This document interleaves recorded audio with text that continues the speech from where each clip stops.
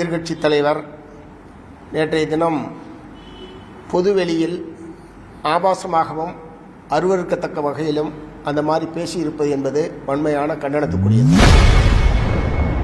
எதிர்க்கட்சித் தலைவர் உதயநிதி கைது செய்யப்பட்டுள்ளது குறித்து செய்தியாளர் எழுப்பிய கேள்விக்கு கம்யூனிஸ்ட் கட்சி மாநில செயலாளர் சண்முகம் பதிலளித்துள்ளார். எதிர்க்கட்சித் தலைவர் நேற்றைய தினம் பொதுவெளியில் ஆபாசமாகவும் அருவருக்கத்தக்க வகையிலும் அந்த மாதிரி பேசியிருப்பது என்பது வன்மையான கண்டனத்துக்குரியது.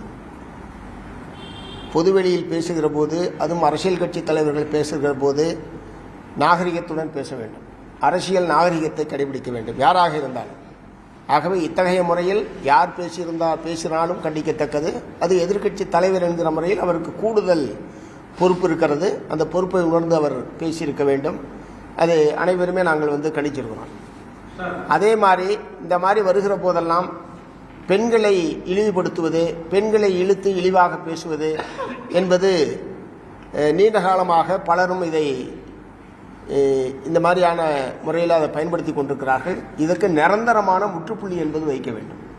பெண்களை அந்த மாதிரி பேசுவதற்கு முதல்ல அரசியல் கட்சிகள், இடதுசாரிகளை பொறுத்தவரை நாங்கள் நீண்ட காலமாக பெண் உரிமை, பெண்களுடைய உரிமைகள்,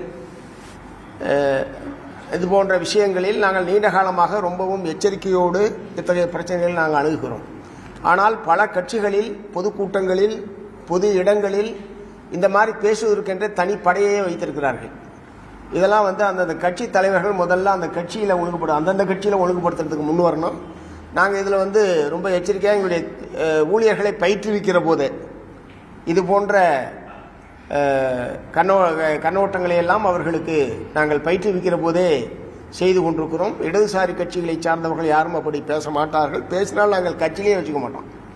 ஸோ அந்த மாதிரியான உறுதியான நடவடிக்கை எடுக்கிறதுக்கு முன் வரணும். மற்ற கட்சியும். தந்தை பெரியாரும் பெண் விடுதலையை போற்றினார். செய்திகளை உள்ளது உள்ளபடி தெரிந்து கொள்ள ரெஃப்ளெக்ட் நியூஸை சப்ஸ்கிரைப் பண்ணுங்க.